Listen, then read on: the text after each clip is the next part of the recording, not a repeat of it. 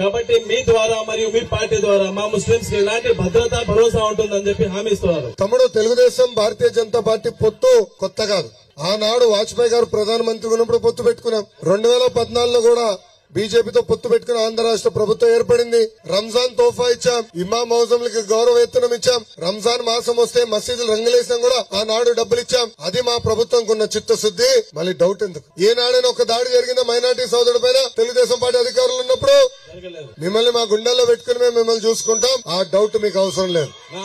ఆ మాట మీరు మా ముస్లిం సమాజానికి ఇంకా గట్టిగా ఇవ్వాలి. ఇంకొకటి, మా నంద్యాలలో చాలా మంది ముస్లింస్ పేదవాళ్ళు ఉన్నారు. వాళ్ళకి కనీస ఇల్లు కూడా లేవు, చేసుకోవడానికి జాబ్ వసతి కూడా లేదు. కాబట్టి మీరు ప్రత్యేకంగా మా నంద్యాల నియోజకవర్గానికి కేటాయించే 100%లో 90% ఇల్లులు కేవలం నంద్యాల ముస్లిం మైనారిటీ ప్రజలకే చెందించాలి. మీరు నంద్యాలకి 10,000 ఇల్లు కట్టడానికి ఆనాడు బడ్జెట్ ఇచ్చాం, పనులు ప్రారంభించాం.